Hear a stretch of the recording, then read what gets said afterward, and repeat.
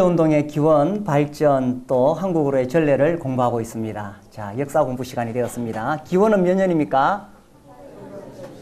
두 방향으로의 발전은, 한국으로의 전례는 이 큰 틀을 가지고 있어야 전체적인 흐름이 이해가 됩니다. 제가 이번에 그 청년 사경의 주제를 보고 제 마음에 아주 좋았어요. 또 이제 이 형제운동의 역사를 이야기하는데 또 우리 유인간제님이 이 목회 서신서를 통해서 차세대 일꾼에 대한 그런 말씀을 전하는 걸 보고, 야, 이게 정말 딱 맞는, 서로 정말 조합이 딱 맞는 그런 구성이구나 하고 제 마음이 굉장히 좋았어요. 사실 이제 우리 청년들이 이 다음 세대를 이끌어 가야 되거든요. 이제 저는 우리 교회에서 가장 큰 관심을 가지고 있는 것 중에 하나가 다음 세대예요. 그래서 다음 세대가 어떻게 이 복음의 진리를 잘 이어받아서 또 전할 수 있을까? 이 굉장히 큰 관심입니다.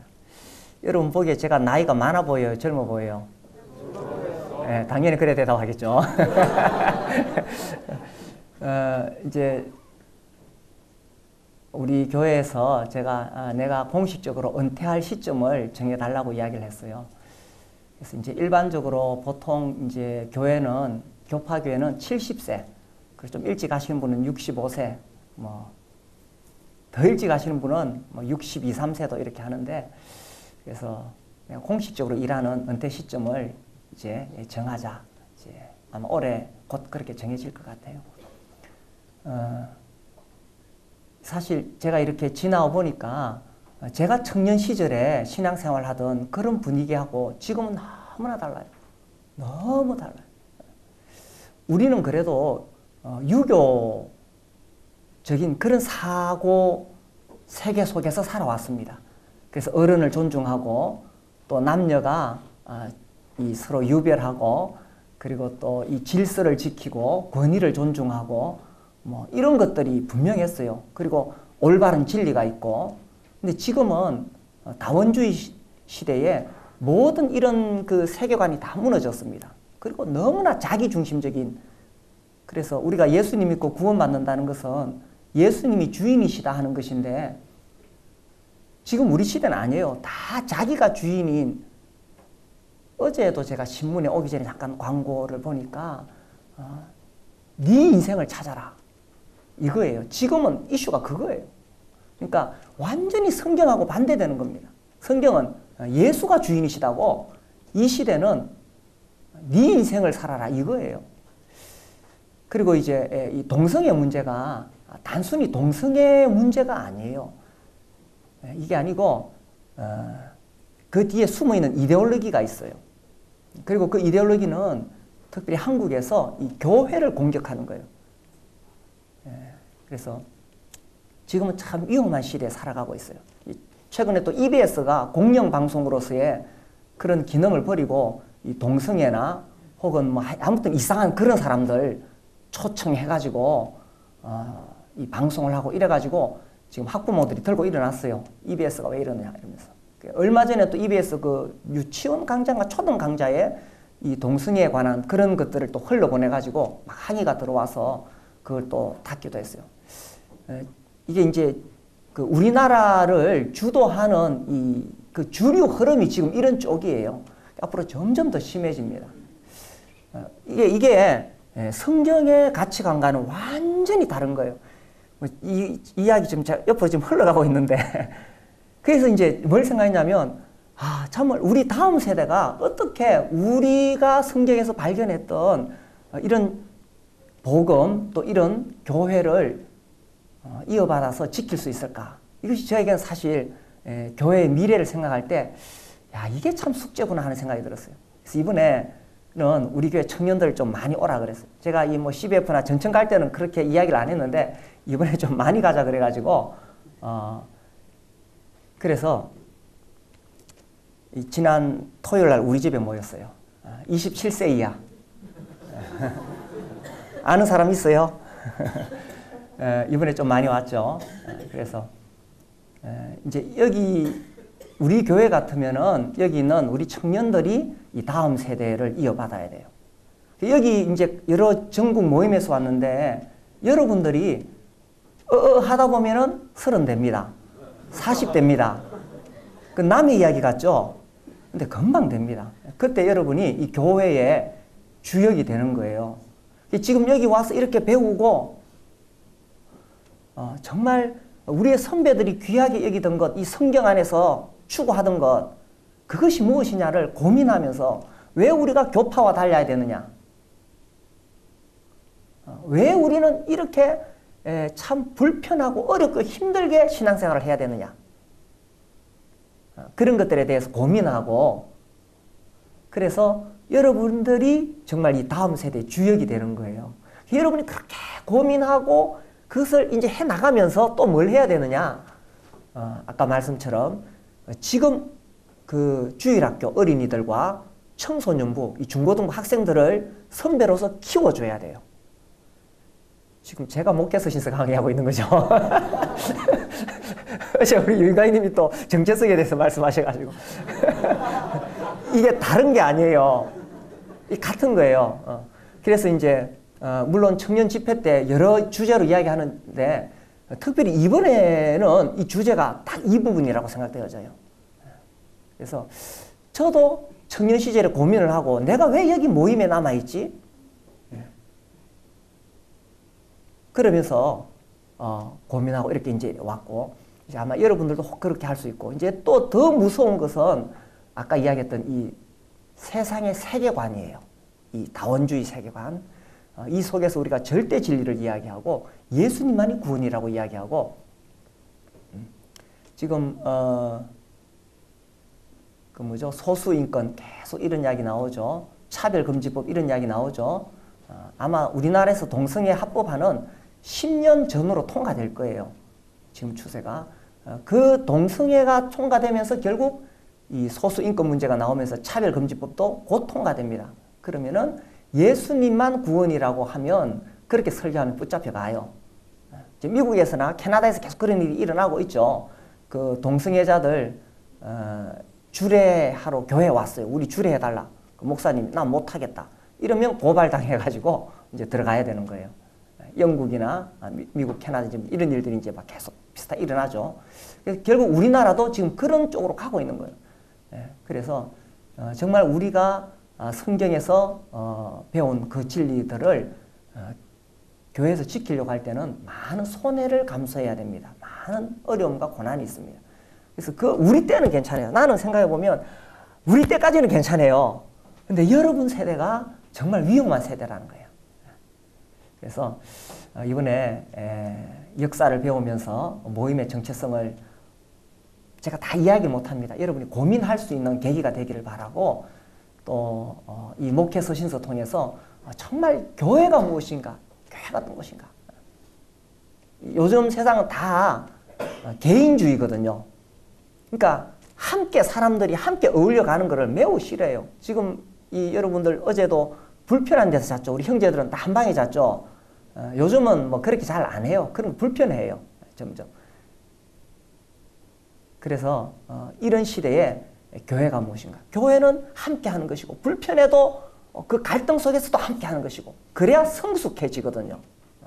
그래서 그런 교회를 우리 세대까지는 괜찮아요. 여러분 세대가 힘든 거예요. 그래서 여러분이 정말 이 다음 세대를 이끌어갈 주역들인데, 그래서 이번에 고민하고 지역교회 가서 잘 배우고, 또 후배들을, 어린이들, 청소년들 잘 이렇게 키워가지고, 또 이제 하다 보면 여러분이 내 자리에 앉아 있습니다. 그때 또 지금 이제 어린이들, 그 청소년들이 앉아 있을 거예요. 그럼 제가 했던 이야기를 아마 하게 될 거예요. 아이고, 이게 지금 이 역사 이야기 할 게 많은데, 이것도 CTI에서 25시간 강의했어요. 지금 제가 반복해서 하는데, 기원 조금만 봅시다. 자, 빨리빨리 갑시다. 이 형제운동은 초대교회의 단순하고 순수한 신앙으로 돌아가려는 운동이었습니다. 특별히 이 성령의 역사를 가로막는 성직자 제도를 극복하고, 정말 그리스도인이라면 함께 연합해서 떡을 떼는 그런 목적으로 시작이 되어졌습니다. 자, 빨리 갑니다. 니터비 이 형제운동의 그 역사에 대해서 아주 가장 먼저 기록했던 분인데, 형제운동은 성경 말씀보다 우선하는 건 없다. 권위, 전통, 형식 이런 것보다 더 중요한 것은 말씀이다. 그래가지고 내 지역이죠. 1827년에 더블린입니다. 어제 이야기했죠. 그 다음에 1832년에 뭡니까? 플리머스, 반스테플, 브리스톨. 기억나죠? 더블린이 어디 있어요? 여기 있어요. 플리머스 어디 있어요? 여기 있어요. 반스테플은 여기 있어요. 브리스톨은 여기 있어요. 다음에 한번 가보세요. 자, 형제운동의 그 기원을 제가 1827년으로 이야기한 것은 첫 번째로 형제운동의 세 가지 원리를 이때의 그로브스가 제안했다.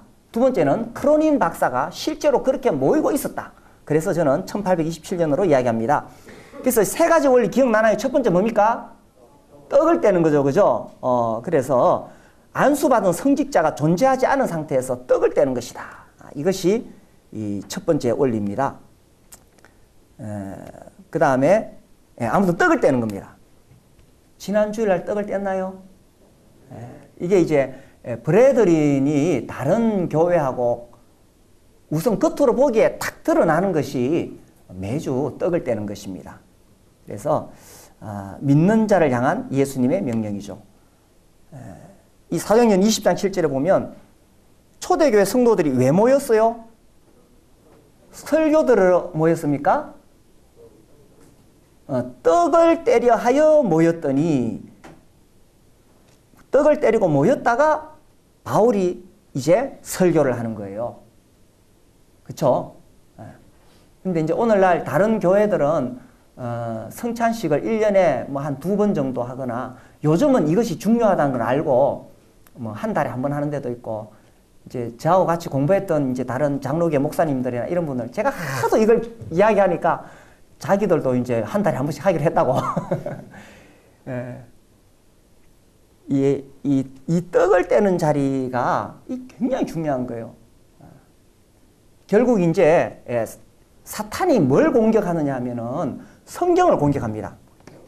포인트 있어요. 성경을 공격합니다. 그리고 또 뭘 공격하느냐 하면 복음을 공격하는 거예요. 성경이 전적으로 하나님 말씀 아니다. 이거를 이제 공격하는데, 이 자유주의 신학자들을 통해서 그렇게 공격하고, 또 이 복음을 공격하는 거예요. 그리고 이상한 것들을 하죠. 그런데 이 떡을 떼는 자리에서는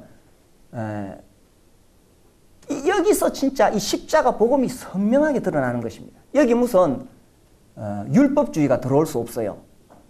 이해되죠? 우리는 예수님을 믿음으로 구원받지 율법의 행위로 구원받는 것이 아닙니다. 여기 어떤 세속주의가 들어올 수 없어요. 왜냐하면 우리 주님은 하늘의 영광을 부리고 이 땅에 오신 분이에요. 여기에 무슨 기복주의 신앙이 들어올 수 없어요. 왜냐하면 우리 주님은 십자가의 고난을 통해서 우리를 구원하셔서,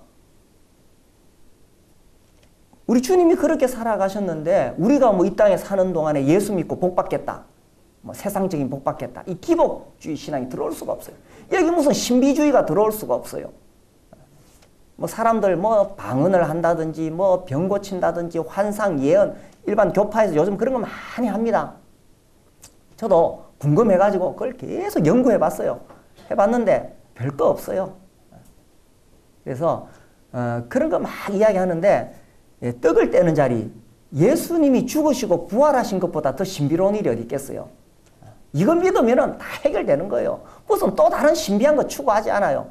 사람들이 왜 신비한 것을 추구하느냐 하면 뭔가 어떤 그런 신비한 현상을 통해서 확실한 믿음을 가지고 싶은 거예요. 하나님 살아계신 것을 자기가 체험하고 싶은 거예요. 그런데 우리는 예수께서 죽으시고 부활하셨다는 것보다 더 신비로운 일이었고, 이것을 믿으면 뭐 다른 것은 아무 문제가 안 된다는 거예요. 그래서 이 떡을 떼는 자리가 너무나 중요하다. 우리 여기 청년 형제님들 떡을 떼는 자리 이때 감사기도 하시나요? 지난주에 기도하신 분 형제님들, 막 차마 손들기는 그렇지만 이거 맞네요. 그래요. 주로 어른들이 하시니까 좀 끼어들기 그렇죠. 그런데 청년들이 기도해야 돼요. 청년들이 길게 하지 마세요. 우리 교회는 길게 안 하도록, 못 하도록 내가 늘 잔소리 하는데, 그래도 길게 하는 분이 있어요. 짧게 하세요. 한 3문장 정도. 너무 막 쑤시고 붙이지 말고, 정말 예수님, 나 같은 죄인 위해 죽어주시고, 예수님 부활하셔서, 나와 함께 해주셔서 감사합니다. 짧게 하시고. 청년들이 막 한 10명씩 쫙 줄 서가지고, 이렇게 만찬 시간에 기도하는 거예요. 그러면은, 교회 전체가 활력이 확 살아나요. 교회가 확 살아나요. 그러면은, 활력이 살아나면서, 교회 전체가 굉장히 이 생명력 있게 움직이게 되고, 주님이 이렇게 내려다 보시다가, 그게 영혼을 보내주시는 거예요. 그래서, 어떤 면에서는 이 예배 시간이 얼마나 생동감 있게 진행되느냐가 그 교회의 영성, 건강성을 나타내주는 척도라고도 말할 수가 있어요. 그런데 우리 청년들이 교회에서 하는 많은 역할들이 있지만, 뭐 주일학교 아이들을 가르치거나 이런 많은 일이 있지만, 교회 전체에 강력한 영적인 힘을 불어넣을 수 있는 건 뭐냐면, 이 예배 시간에 감사기도 하는 거예요. 그런데 토요일 저녁에 영화 보고 와서 이거 할 수 있을까요? 토요일 저녁에 보통 토요일 날 청년회 많이 하죠. 마치고 PC방 가서 한 판 하고 와가지고 예배 시간에 앉았는데 뭐가 막 머릿속에 왔다 갔다 해요. 안 되겠죠, 그죠? 그래서 우리 영혼은 악기와 같아서 조율을 해야 됩니다. 그래서 최소한 토요일 저녁은 최소한 이렇게 조율을 해야 돼요. 성경을 읽고 기도하고 찬송 부르고 이렇게 해서 이제 주일날 와서, 물론 일주일 동안 준비하는 거죠. 사실은 일주일 동안 성경을 읽으면서 다음 주일에는 내가 어떤 말씀을 읽고 주님 앞에 감사를 드릴까. 일주일 동안 준비하는 거예요. 근데 제가 토요일이라고 말한 것은 최소한을 이야기하는 거예요. 최소한 토요일 저녁부터는 토요일 날 뭐 영화를 본다든지 TV를 늦게까지 본다든지 매우 주님 앞에 나태한 거예요. 이해가 되고 있나요? 네. 그래서 다음 주일부터 하세요. 네. 우리 청년 자매들은 우리 형제들한테 청년회 때 막 이야기하세요. 왜 안 했어? 이러면서. 네. 그래서 이렇게 하면 교회가 살아나요. 네. 초대교회는 무엇을 하였는가? 그들이 사도의 가르침을 받아 서로 교제하고 떡을 떼며 오로지 기도하기를 힘쓰니라. 그래서 이 그로부스가 성경을 읽으면서 주일에 가장 우선적으로 해야 되는 것은 떡을 떼는 것이다. 당연하겠죠. 그러니까 하나의 어떤 우리가 그 상상을 해봅시다. 초대교회에 사람들이 모여서 뭐 했을까요?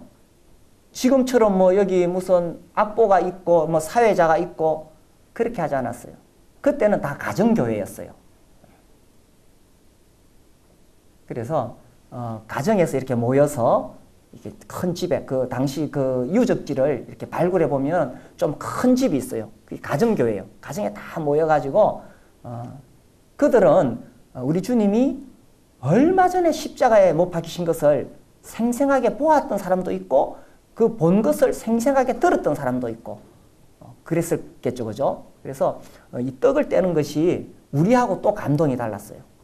그 떡을 떼는 사람 중에 어떤 사람은 주님이 십자가에 못 박히는 걸 직접 봤던 사람도 있는 거예요.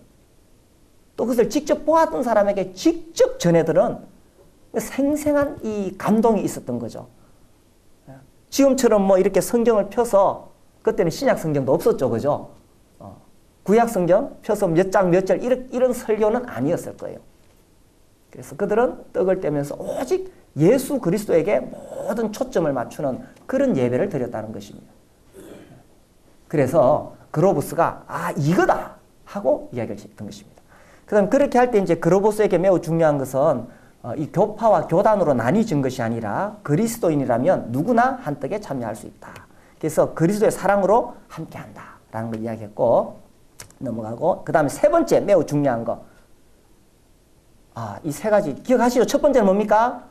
떡. 두 번째는 연합. 세 번째는 비성직자주의. 그죠? 그래서 안수받은 성직자가 아니더라도 하나님 말씀을 전할 수 있고 또 이 성례전을 집행할 수 있다. 성례전.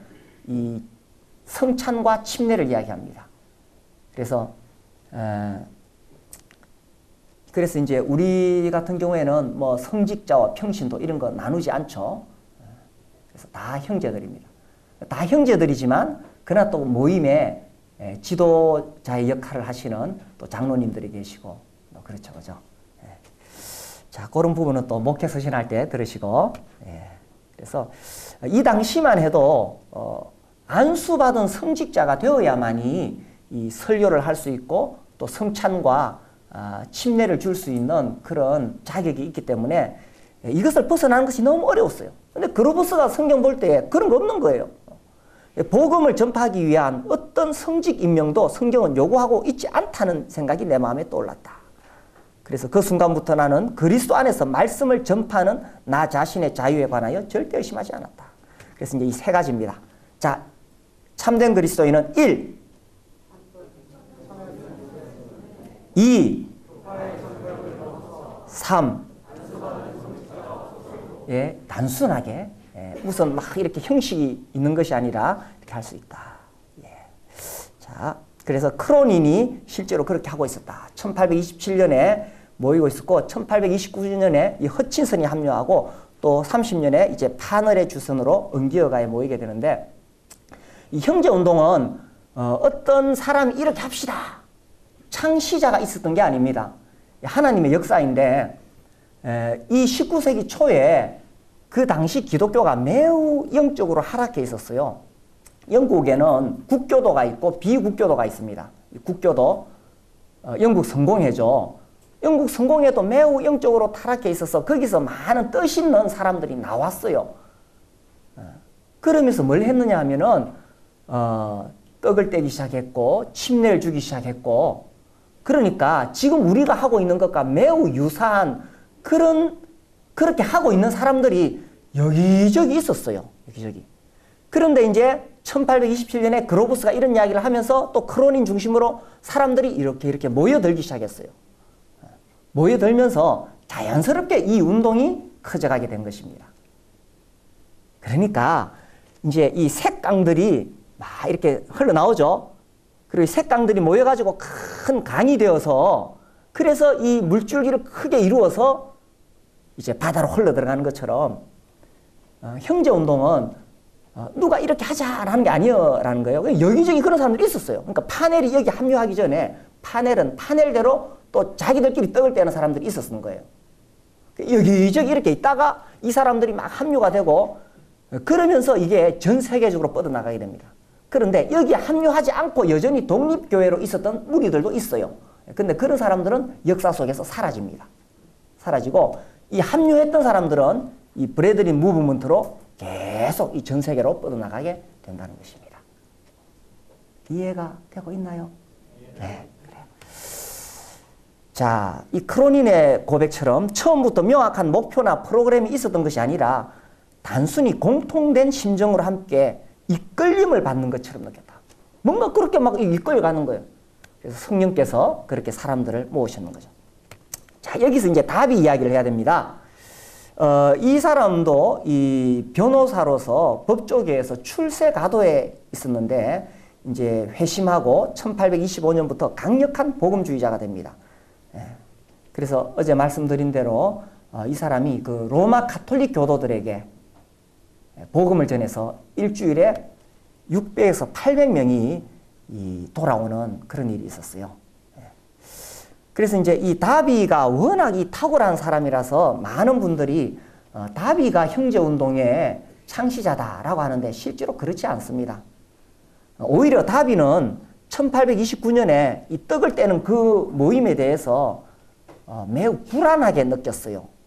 저거 저래 해도 되나? 성직자도 없이 이렇게 생각했습니다.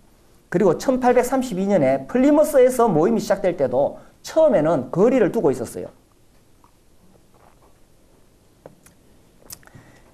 그래서 이 다비가 형제운동의 창시자라고 말할 수는 없다는 것입니다. 이제 그 형제운동의 역사에 대해서 기록한 사람 중에 앤드루 밀러라는 사람이 있는데 이 사람의 주장은 다비가 먼저 했다, 떡을 뗐다라고 이야기를 합니다. 그런데 이제 제가 여러 다른 자료들을 다 모아보니까 그것은 다비가 한 말이에요. 자기가 말하기를 내가 그때 떡을 떼기 시작했다 이렇게 하는데 다른 자료에 보면 그러니까 1827년부터 떡을 뗐다고 하는데 다른 자료에 보면 1829년에는 매우 불안하게 여기고 있었다는 것입니다. 그래서 다비가 중심이 아니다. 근데 이제 앤드루 밀러는 그 다비 계열의 사람입니다. 나중에 1881년에 분열될 때에는 이제 나왔지만은 그러니까 이제 역사를 어떤 관점에서 기록하느냐에 큰 차이가 나는 거예요. 근데 이 앤드루 밀러는 다비 편에서 이 플리머스 이 브레드린에 대해서 역사를 기록했는데 근데 이제 엠블리가 이야기하는 것은 이것은 이 앤드루 밀러의 그 역사에는 매우 그 잘못된 것이 많다 이렇게 합니다. 지금 우리 모임에서 이 플리머스 형제단 이야기라는 책이 번역되었는데 요거는 앤드루 밀러 그러니까 다비 편에서 이야기한 겁니다. 또 번역도 이렇게 조금 오류가 있어요. 그래서 이 책은 형제 운동에 대하여 정확하게 이야기하지 않고 익스클루시브 쪽, 다비 쪽을 중심으로 하고 있기 때문에 혹시 여러분이 읽게 되면은 이거를 알고 읽어야 된다는 것입니다. 자, 플리머스에 특별히 4명의 사람, 다비, 뉴턴, 위그램, 퍼시올. 이 사람들 다 대단한 사람들이죠. 뉴턴도 아주 천재입니다. 17살인가? 대학을 아주 수석으로 졸업하고 아주 천재들입니다. 위그램. 여러분 혹시 위그램 선구사전이라고 들어봤나요? 안 들어봤구나. 요즘은 뭐 그렇게 중요하지 않아요. 왜냐하면 요즘은 이 소프트 프로그램으로 다 컴퓨터로 이렇게 찾으니까 제가 청년 때만 해도 성경을 좀 공부하려고 그러면은 이 위그램 선구사전이 있어야 돼요. 아주 두꺼워요. 구약, 신약 이래가지고 엄청나게 두꺼운 책인데 이제 일반 교파에서도 이 책이 워낙 좋은 책이니까 다 가지고 있었지만 위그램이 브래들린이라는 사실은 모르고 있는 거죠. 위그램이 이 사람이 어떤 부유한 상인의 20번째 아들로 태어났는가? 그래가지고 하여튼 이 초기의 그 지도자들은 배경이 아주 든든해요. 뭐 귀족 출신이거나 아주 부유한 사람들 출신들이에요. 그래서 이 사람들은 그야말로 막 성경만 연구하고 먹고 사는 건 문제가 없었어요. 근데 한편 생각해 보면 이렇게 부유한 배경에 있는 사람들이 자기의 어떤 안락이나 쾌락을 위해 살지 않고 정말 그 하나님 말씀대로 살아보려고 발부둥 치는 거 보면 그 참 감동적이에요. 그래서 이제 이 초기에는 이 사람들이 아무튼 이렇게 부유하니까 이 성찬식이 끝나고 나면 헌금하잖아요. 헌금 바구니가 있는데 거기 막 금반지, 보석이 나왔다 이런 기록이 있어요. 집에 있는 거 막 들고 와가지고 헌금하고. 이 플리머스는 뉴턴이 다비를 초청해서 이제 시작이 됩니다. 또 위그램과 홀 이런 사람들이 있어요. 자, 그래서 여기서 이제 떡을 떼는 모임이 시작이 되어집니다. 그리고 이제 사람들이 점점 더 모여들게 됩니다. 그때에 이제 그 플리머스 그 모임이 성장하는 데 있어서 아주 큰 역할을 한 것이 예배 시간이었다는 거예요. 그래서 이 콜이라는 사람이 그 당시에 그 예배 시간을 이렇게 기억합니다. 형제단의 예배는 주로 조용하고 평화로웠으며 성스럽다는 느낌이 들었다. 그들은 깊은 명상에 잠긴 채 하나님이 가까이 있는 듯 부드러운 선율의 성가를 천천히 불렀고 아무튼 이분의 기억 속에 그 떡을 떼는 그 예배 시간이 너무나 감동적이었다는 거예요. 그래서 이 떡을 떼는 자리가 정말 중요하다는 것입니다. 자, 지금 더블린 했고 플리머스 했습니다. 뭐 하는지 아시겠죠? 그 다음에 뭐가 나올까요? 예, 브리스톨, 조지 뮬러와 헨리 크레이그입니다. 예, 1805년생들. 예.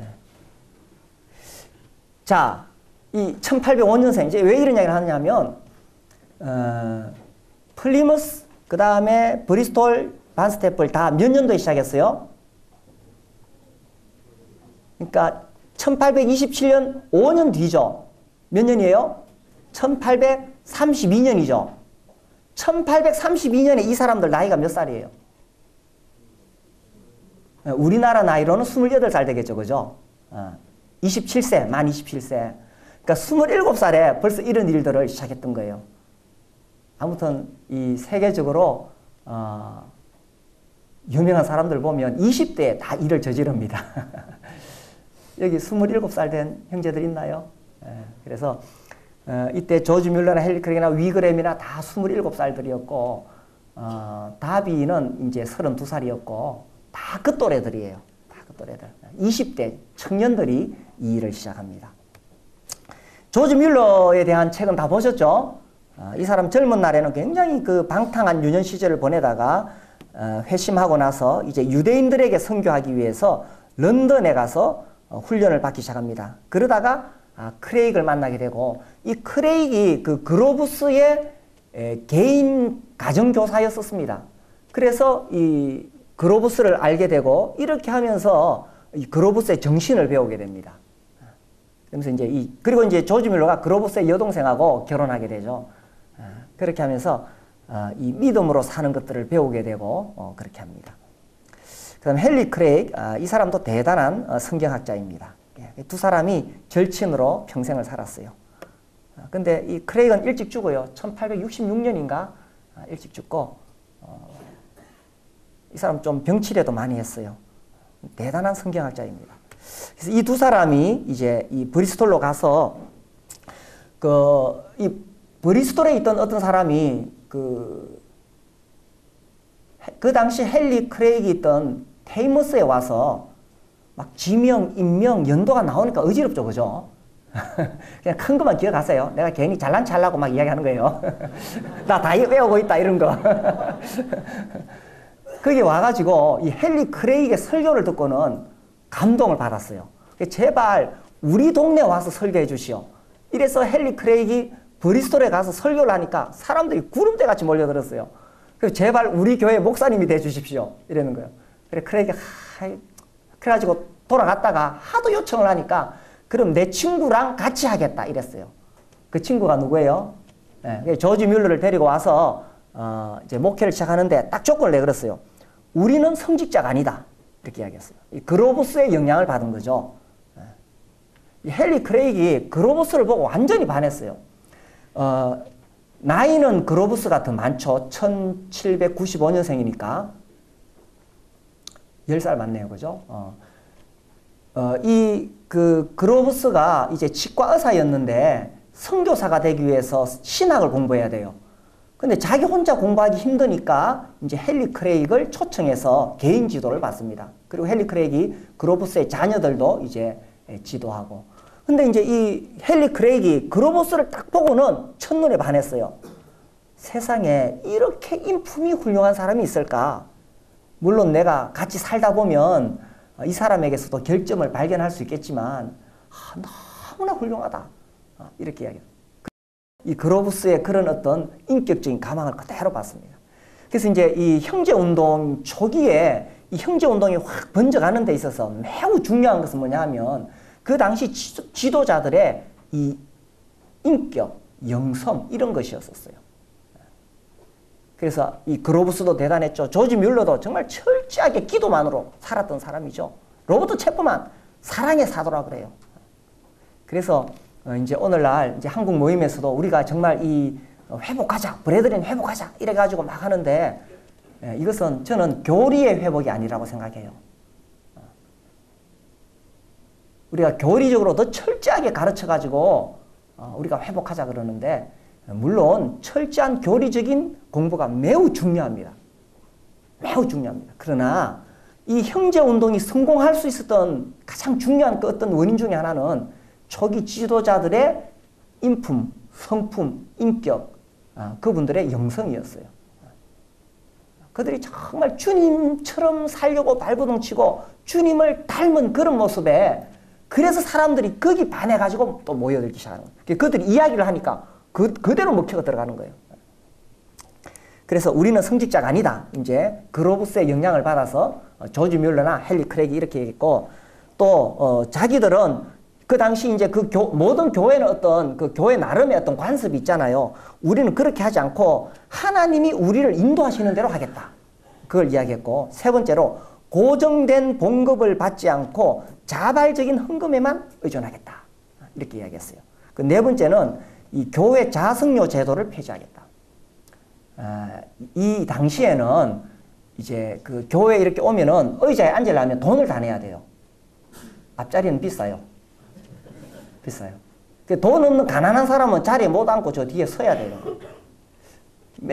옳지 않죠, 그죠? 성경적으로. 그래서 이거 폐지하고 대신에 헌금함을 조지 뮬러 헨리 크레이크 헌금함 2개를 놔두고 우리에게 사례를 하고 싶은 사람은 여기다가 넣어라. 이렇게 했는 거예요. 그런데 이제 처음에는 이제 이 기도원 교회 요청을 받아서 그렇게 시작했는데 거기는 이미 기존 그 교인들이 있었습니다. 근데 이 사람들은 바꾸려 그래도 잘 안 바뀌어져요. 근데 같은 해에 7월 달에 어떤 사람이 또 베데스다라는 이런 예배당을 이렇게 거기서 모일 수 있도록 해주셨어요. 그래서 이제 조지 뮬러가 7명이 거기서 이제 모여서 시작합니다. 그래서 한 달쯤 뒤에 일기책에 보면 이렇게 나와요. 7명이 모여서 정말 하나님 말씀대로 우리가 교회를 세워보자. 그러니까 교회가 동시에 2개를 했는 거예요. 기도원 교회가 있고 베데스다 교회가 있는데 기도원 교회는 한계가 있어요. 나중에 결국은 기도원 교회는 이제 정리하고 나옵니다. 결국 이제 브리스톨 그러면 베데스다 교회가 돼요. 그래서 이 베데스다 교회에서 정말 우리가 하나님이 말씀하시는 그대로 교회를 이루고자 이렇게 해가지고 이제 여기서 시작을 했던 것입니다. 이 베데스다 교회가 그래서 굉장히 중요해요. 어제 잠시 오픈 브레드린 이야기했죠. 그래서 이 오픈 브레드린의 주요 원칙들이 세워지고 형제운동이 꽃을 피운 곳이 이 베데스다 교회입니다. 여기서 중요한 원칙들이 이제 시행이 됩니다. 신자의 침례. 뭐 이거 여러분 별로 거부감 없죠? 좀 있는가? 가만히 있어. 듣고 있어요? 이거 역사 공부라 가지고 그죠? 이게 뭐가 중요하냐면 다비는 유아 세례를 이야기했어요. 유아 세례는 뭐냐 하면 아직 자기가 예수를 믿는지 안 믿는지 모르잖아요. 그러니까 이게 어떤 그 하나의 공동체 안에 들어오는 의식이라고 볼 수 있어요. 유아 세례를 받음으로 다비 교회의 일원이 되는 거예요. 시작이 되는 거예요. 근데 그냥 침례가 아니고 무슨 침례입니까? 신자의 침례죠. 이게 중요해요. 무슨 말이냐면 신자, 내가 성인이 되어서 내가 이 예수님의 복음을 듣고 충분히 이해하고 내가 예수님 믿겠습니다. 영접하겠습니다. 그래서 확실히 거듭난 사람에게 침례를 줘야 된다는 거예요. 근데 이제 오늘날 이제 우리나라에서도 그러죠. 일반적으로 교회에 오면은 뭐 좀 이렇게 좀 지나면은 약간의 그 세례 문답을 공부해서 그다음에 예수 믿습니까? 예, 믿습니다. 뭐 이렇게 대답하면은 세례를 줍니다. 근데 우리는 그렇게 하지 않죠. 철저하게 이 사람이 구원을 받았는지 안 받았는지 철저하게 점검을 해서 신자가 되었다고 했을 때 침례를 주는 거예요. 그 차이라는 겁니다. 그리고 매주 이 떡을 떼고 그 다음에 어느 성도나 말씀을 전할 수 있는 자유가 있다. 뭐 그렇다고 해서 누구든지 다 설교할 수 있다는 것은 아니죠. 은사를 받고 또 주님으로부터 말씀을 받은 사람이 그렇게 할 수 있습니다. 성직자 평신도 구분을 두어서는 안 된다. 이거 뭐 지금 우리 교회에서 다 하는 거죠. 하는 겁니다. 이 브리스톨의 베데스다 교회는 계속 성장합니다. 그래서 뭐 1000명, 2500명 뭐 이렇게 쭉 나오는데 한 개 회중이 10개 회중이 되었다. 우리나라에서는 2500명 교회 그래도 뭐 그렇게 대형 교회는 아닙니다. 한 5000명 넘어가야 그래도 뭐 대형 교회인데 이 당시 19세기는 인구가 지금처럼 많지 않았어요. 19세기에 인구가 폭발적으로 성장했기 때문에 이 당시 2500명 그러면 대단한 것입니다.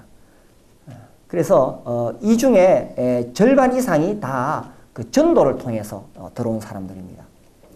자, 어제 그 조지 뮬러의 그 사역 중에 2가지 이야기했습니다. 뭡니까?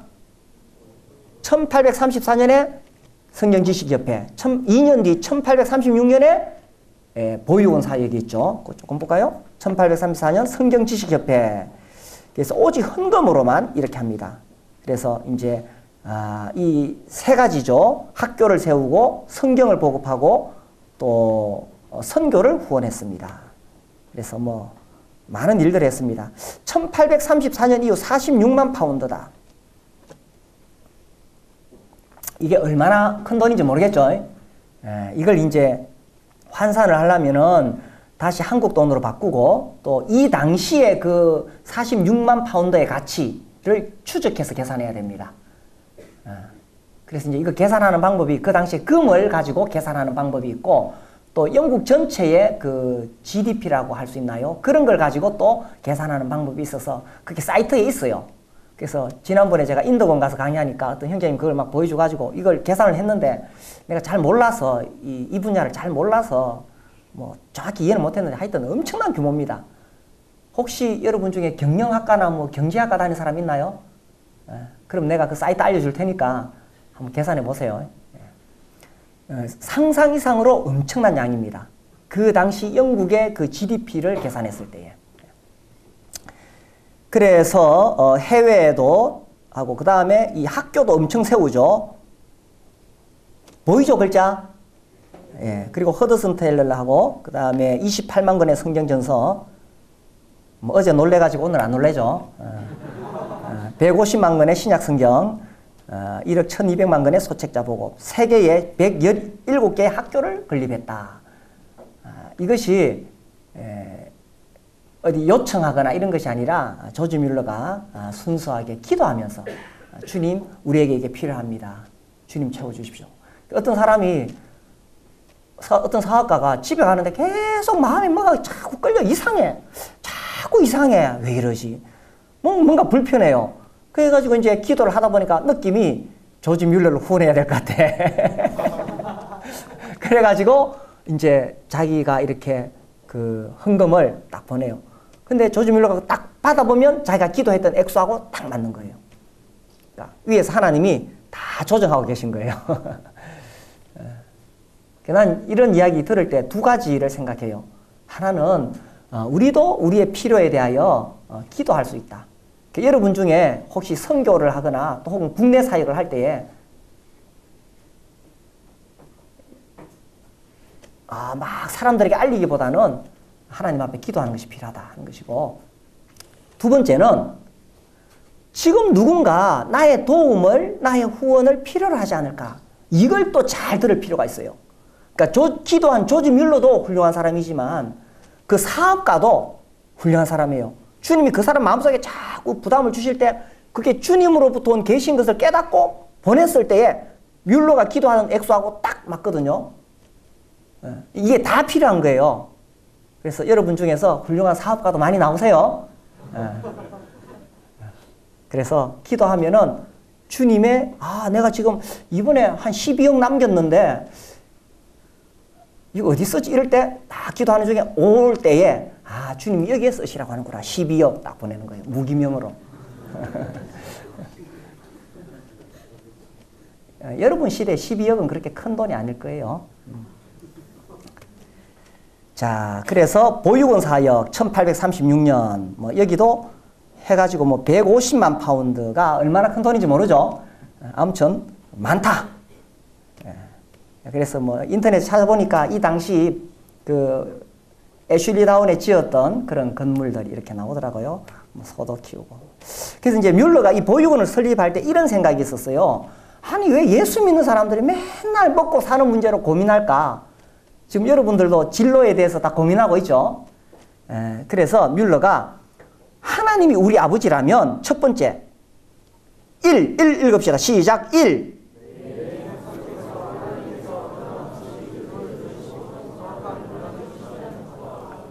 2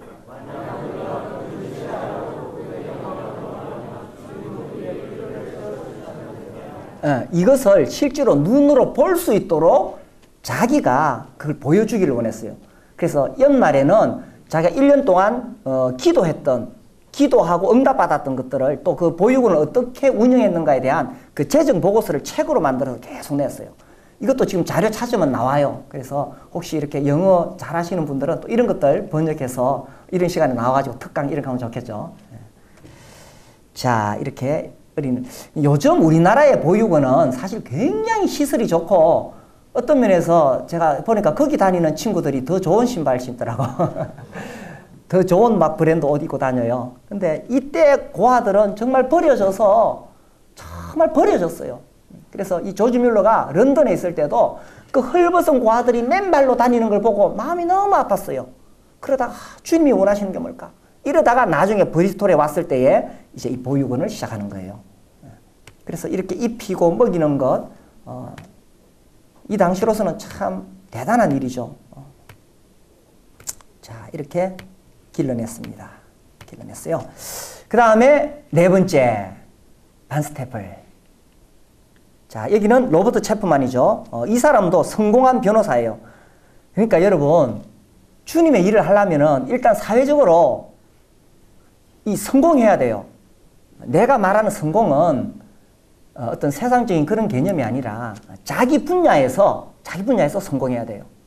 예를 들어 교사다. 교사면 그 학교에서 정말 인정받는 유능한 사람이 돼야 돼요. 어떤 회사의 직원이다. 직원이면 그 회사에서 정말 인정받는 유능한 직원이 돼야 돼요. 내가 말하는 성공이 뭔지 이해되시죠? 그래서 이 세상 일에 성공하지 못한 사람이 주님의 일을 못해요. 열심히 물고기 잡던 어부들을 주님이 불러다가 사람 낚는 어부로 키우시거든요. 원리는 다 그래요. 여기서 열심히 충성한 사람은 주님 일도 열심히 충성해요. 심지어 어떤 분 그렇게 농담해요. 그 사람은 절에 가면 절에서 더 충성할 것이다. 그래서 이 체프먼은 사실 그 체프먼뿐만 아니라 다 그렇죠. 이 사람들은 정말 사회적으로 얼마든지 안락하게 살 수 있는데 다 버리고 복음을 위해서 살아갑니다. 그래서 이제 체프먼도 이 목회를 할 때에 성경에 나온 대로 하겠다. 이렇게 하면서 이분은 싱글로 살았죠. 그래서 노동자들의 숙소에 거처를 마련하고 모든 방문자를 위해서 집을 개방하고 그러니까 누구든지 체프만 집에 가면 잘 수 있고 먹을 수 있어요. 참 대단하죠. 그죠? 그래서 전 세계 사람들이 체프만의 조언을 듣기 위해서 몰려들었습니다. 그리고 이분이 제일 마지막 줄에 보면 거룩한 삶과 인품, 개방적 형제단으로부터 존경받는 형제운동 선구자이다. 그래서 어제 이야기했죠. 그리스도를 전하는 사람은 많다. 그리스도를 살아내는 사람은 많지 않다. 나의 큰 뜻은 그리스도를 살아내는 것이다. 이렇게 하면서 정말 많은 영향을 미쳤던 사람입니다. 예, 넘어가고. 그래서 내 지역 기억하시나요? 첫 번째 어디죠? 1827년에 어디? 더블린. 그 다음에 1832년에 어디? 플리머스, 브리스톨, 반스테플. 예, 여기인데 시작은 더블린이고 이름이 알려진 곳은 플리머스예요. 그런데 실제로 이 형제 운동이 꽃을 피운 곳은 브리스톨과 반스테플이다. 이렇게 평가를 하고 있습니다. 이렇게 해서 이제 막 급속도로 성장해 가기 시작합니다. 그래서 어떻게 성장해 가느냐? 좀 쉬었다 합시다.